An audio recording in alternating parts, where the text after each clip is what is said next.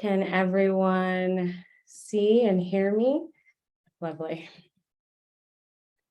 Okay, thanks for your patience, everyone. Had some, in the age of Zoom, some technical difficulties, but thanks so much for joining me.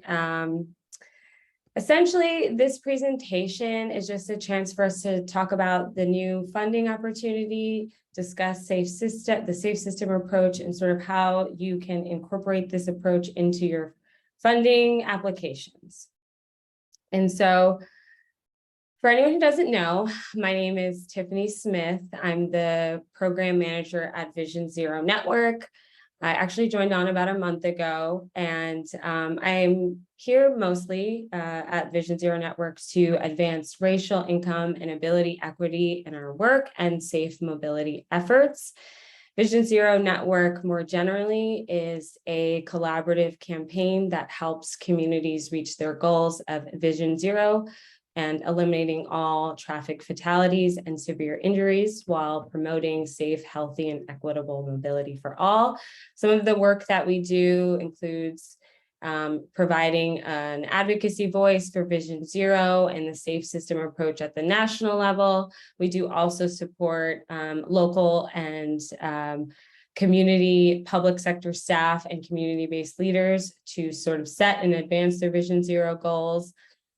We do also develop and share resources on roadway strategies, techniques, such as managing speeds, prioritizing complete streets, and sort of how you can more effectively integrate equity and inclusion into your Vision Zero efforts.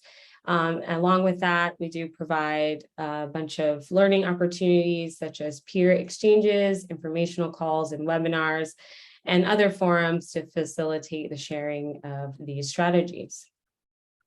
And so just to briefly go over what we'll cover today, we're going to discuss the SS4A funding opportunity more generally, talk about and go through like some overview of a safe system approach, and highlight some examples of safe system approaches in practice, and sort of go over the ways in which you can incorporate this approach into your planning grants, implementation grants now, but also for the future.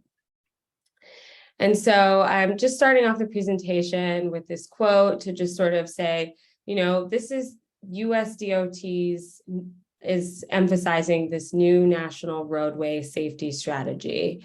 And it's the first ever national goal of roadway fatalities. Sorry, just looking at the chat, making sure I didn't miss anything. It represents a national commitment to adopting a safe system approach. And so with this, we're also seeing a stepped up policy and, as a result, funding opportunity to help communities prioritize safety. And so this is where the Safe Streets and Roads for All funding comes in. I actually have a public health background, and in that space, we would often refer to this as a window of opportunity. So it is an immense opportunity to not only develop a clear Vision Zero action plan in your community, but also to further your work and build on top of the work that it is you're doing and push the boundaries. It's also a chance to really galvanize and engage key stakeholders to step up to the US DOT's recent call for a shift in how we're doing in the business roadway safety world.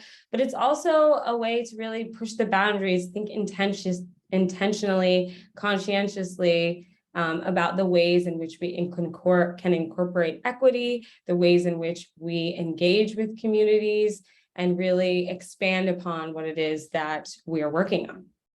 And so why is this important? There's now $1 billion a year, which will be allocated towards Vision Zero planning and implementation at the local, regional, and tribal levels. Moreover, they're going to be encouraging applications that emphasize complete streets, encouraging walking, biking, taking transit, that advance equity, and ultimately make really big systemic changes. I am going to say throughout this presentation, this is your time to really go big and go bold and try things that you haven't tried before. This is the time to help your community try out adopting a safe system approach that evolves beyond the traditional ease of roadway safety. It's a chance to prioritize more equitable and human-centered approach to safety, specifically for road users who deserve more attention, including people walking and biking, people with disabilities, and people in neighborhoods that have historically been marginalized and underserved.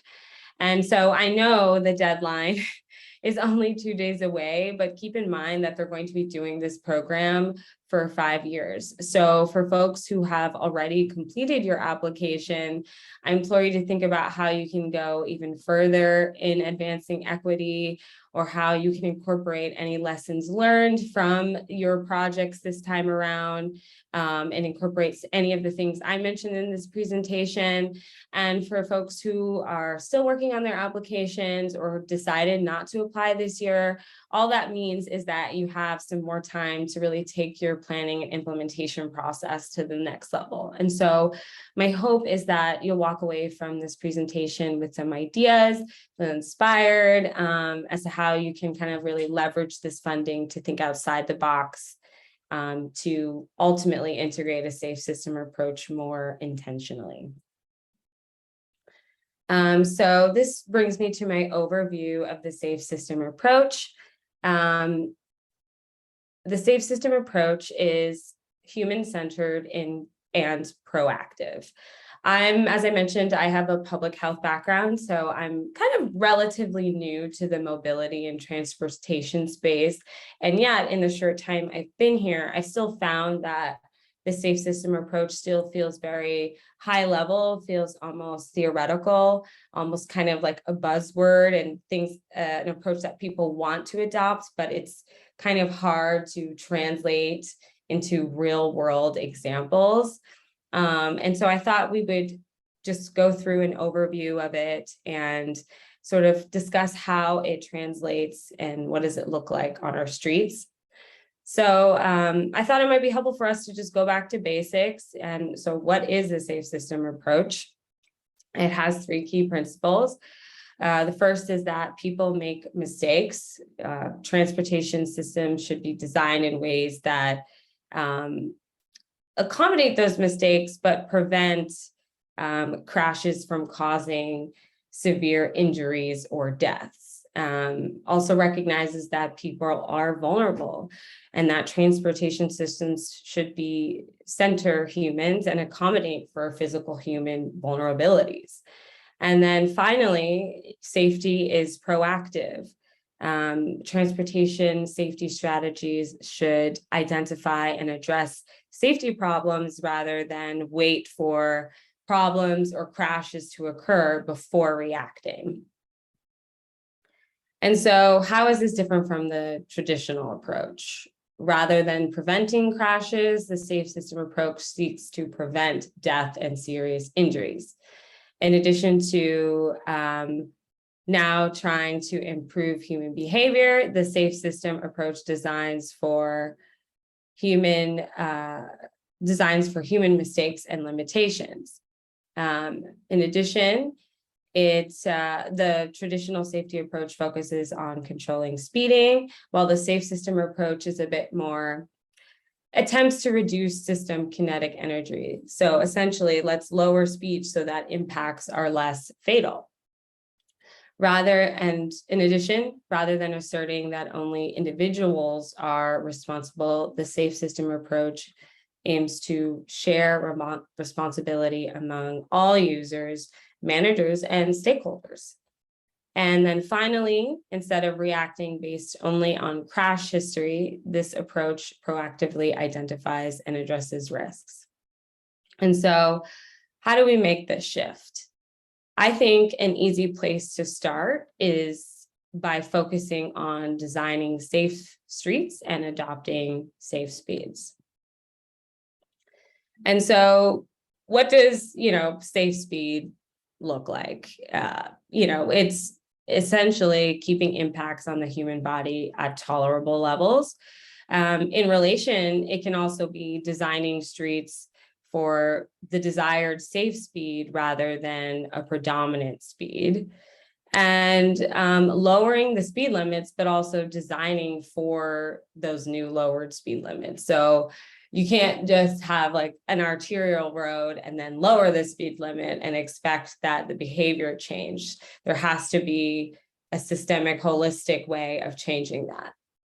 In relation to also when it comes to safe streets, this can look like designing roadways that physically separate users in space, travelers, moving at different speeds, such as pedestrians and bicyclists, or in different directions, should be separated in order to minimize conflicts. Separating users in time, particularly one thing I think about are left turns and pedestrians. So, leading pedestrian intervals.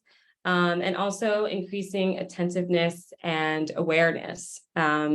This approach seeks to alert users to potential hazards and the presence of other users. Some examples can be like removing parking at the corners of intersections to allow for greater visibility between drivers and pedestrians. I've also seen little islands, pedestrian islands installed in a way to sort of widen left turns. And then also something simple such as increasing and improving street lighting. And so what does this mean for, and how does it relate to equity? This means that you can design streets and public spaces that prioritize safe mobility and are complete streets with protected bike lanes, connective sidewalks, with ample room for people walking and biking and using transit. And in doing that, you create a physical environment in which people move, and the environment in which they move around influences their behavior. So you can actually design for safer behavior. And what this results in is less reliance on punitive measures and interactions between road users and police, with the ultimate goal of safe and equitable mobility and transportation for all people. So now that we've gone through an overview, I just want to discuss some examples in practice that hopefully just to get the creative juices flowing. So this first example is in Austin, Texas. This is their speed management. It's about their speed management program. It was started in 2019 and essentially aims to kind of improve not only the safety, but kind of the livability of neighborhood streets throughout the city by reducing speeds with a variety of interventions such as speed bumps, pedestrian islands, narrowing of roads, accommodating other different types of road users, and also proactively assesses locations where speeding is likely to become a problem in the future. And the way it does this is uses a sort of a holistic approach that looks at data, but also looks at its location in a designated equity analysis zone, looks at the presence or absence of sidewalks, the presence or absence of bike facilities, their proximity to transit, as well as their proximity to areas where there's a high population of vulnerable users, such as schools, parks, neighborhoods with lots of children. And so this is what makes this a good, safe system example is one that it's proactive. It's assessing streets systematically and citywide for problems with dangerous speeds and not simply waiting for crashes or complaints to come in before making those changes. It uses safety interventions that are proven to slow speeds and prioritizes areas that have been historically underserved, are closer to transit, and have a high concentration of people walking and biking. Another example is the Safe Streets for Seniors program that takes place in New York City. In 2022, New York City DOT completed this study that showed that older New Yorkers were disproportionately at risk of being killed or injured while walking in New York City. And so essentially they evaluated the pedestrian conditions from a senior's perspective. And how they did that was they partnered with medical centers, nursing homes, hospitals, and engaged with senior citizens to get their input on what was important to them when it comes to feeling safe in crossing the street. And as a result of the data that they collected, they're now laying out actionable steps to make walking safer for seniors throughout the city. And so what makes this a good example? One is that I think one thing to point out is that it's identified, while it was looking at data and reacting, it did also identify a vulnerable population for specific interventions. And also one thing to highlight is that it's strategically engaged with seniors at medical centers and in senior homes to inform the placement of these interventions. And in the development of these interventions, they also ultimately ended up creating what they call these senior pedestrian zones, which are essentially areas with the highest rate of senior pedestrian injury, and use these zones to guide their general planning projects throughout the city. But some other interventions included extended pedestrian crossing times, and implementing a senior turn calming initiative at 50 priority intersections throughout the city. And so now I just want to get into sort of how you can leverage the SS4A funding to integrate a safe system approach. Now that we've seen some examples, we've gone over the overview, what are some things you can start with? So for anyone interested in sort of the planning grants branch or side of funding, some ideas could be adding to the traditional analysis of high injury areas, which are often usually based on police reports.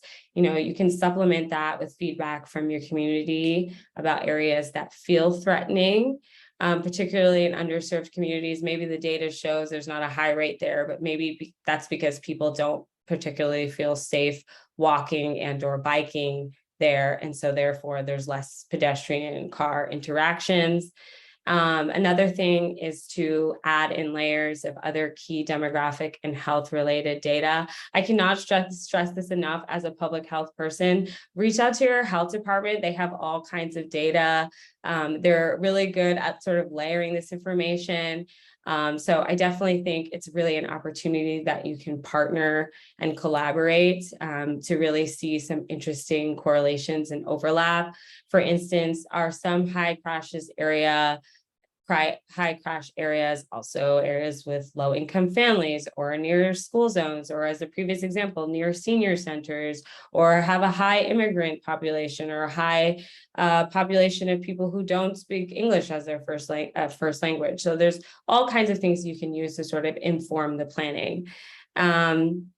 Also, this isn't just traditional planning. You can use the funds in your grant proposal to add quick build and pilot projects to test ideas out, or to also just quite frankly, give people a chance to get used to something. When it comes to taking parking away, I know that can be contentious, but if you can frame it as a way, so we're going to test this out for our city and see what the effects are, how does it translate into our safety data.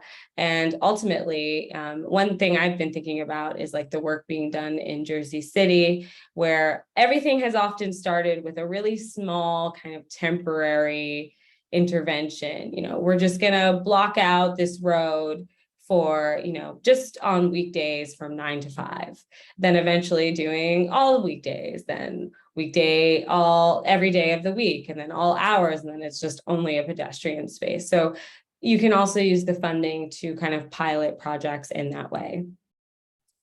In addition, an opportunity to really grow, I think, would be to be intentional and create and deepen meaningful partnerships. One thing I've heard from community members, and also having kind of served as a community member to give feedback in the past with planners, I've often found that we're often engaged in the planning process, but then we don't really hear much past that point when it comes to implementation or sort of the post intervention.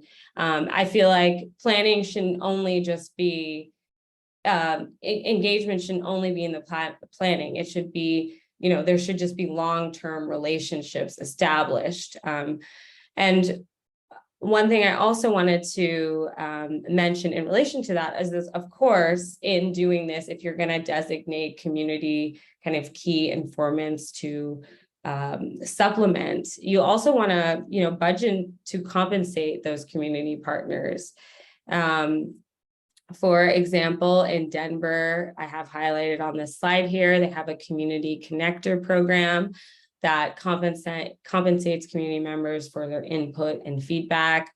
So, like, how can you pay consultants to give answers for a community and not be willing to support the people who live there and whose input is most important? So I do think, making it a priority to compensate those whose feedback you're seeking is really important. And it's something that you can also incorporate into your funding applications. And then also hiring, one thing to do as they did in Denver is hiring people from those communities to kind of do that engagement. If you feel like there's kind of like a disconnect between the people on the planning side and in the community, there might be a way to bridge better with that. Some other things you could do when it comes to planning grants, you can also utilize it for just supplemental planning. As I mentioned, really building up and expanding your racial and health equity framework. Also thinking more intentionally about those with disabilities. How can we make it easier for them to move about in the city? Creating a citywide speed management plan, or even just starting to shift, your focus from kind of relying a lot on the E's underneath your Vision Zero action plan and sort of really start to attempt to make a safe system shift. Also, one thing I wanted to note as well about the developing a racial and health equity framework, I was recently at the NACTO conference, and the Minnesota DOT launched this massive equity project in which internally they were defining as an agency sort of what is transportation equity, and sort of looked at the history of transportation and mobility to further understand the context of their state. And what they found was that all major highways built in the area in the 1960s were all running through historically Black neighborhoods. And so creating interventions to address those historic harms. So I just wanted to highlight that example, but these are all ways that you can sort of use your funding to build off of the existing work that you're doing and explore more and go further.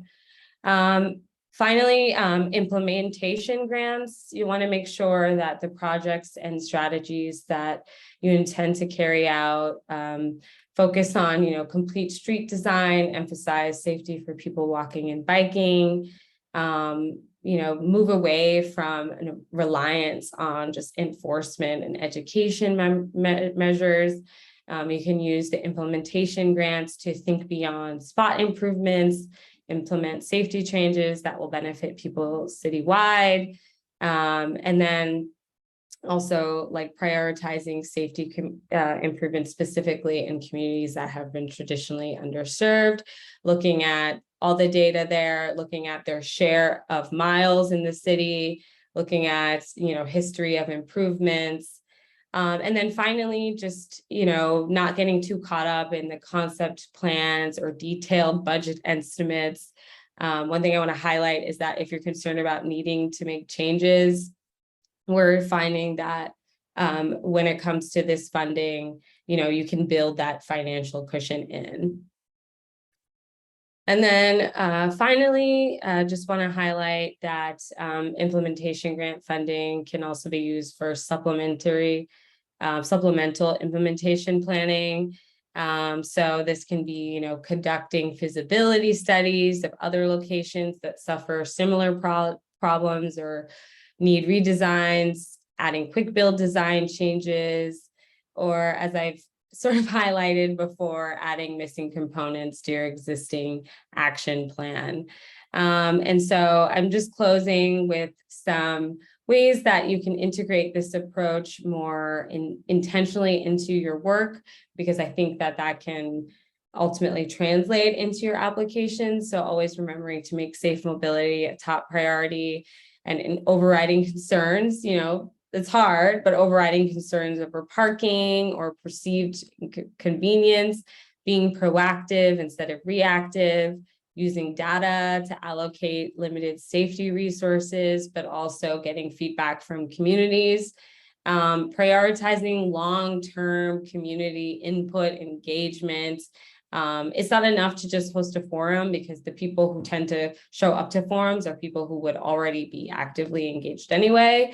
And designing, prioritizing design for people outside of motor vehicles, and then using quick build projects to try things out, try new things, allow people to get used to these changes. Oftentimes there's often a lot of pushback in this process.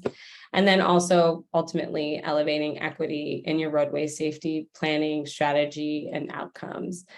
And so, if there's one thing I hope you take away from this presentation, is that this SS4A funding is a chance to really move out of traditional transportation silos, engage with different stakeholders, and really invest in safe, accessible, equitable, and sustainable mobility options. So I really implore you to think bigger and act bolder.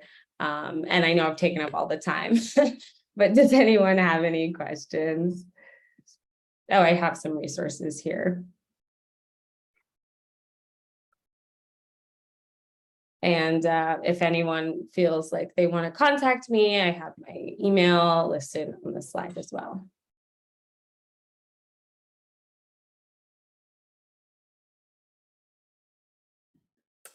I am not seeing any questions that came in through the Q&A portal, but if folks have questions now, please feel free to drop those in.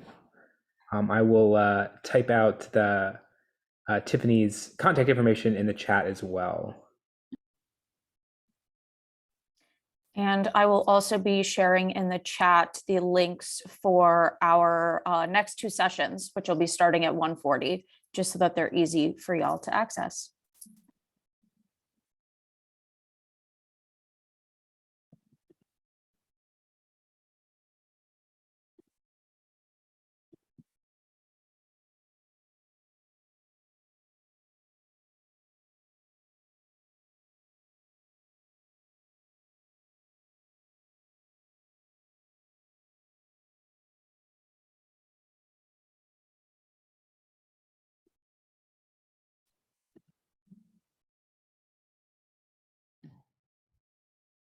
All right. I had one question just about the chat.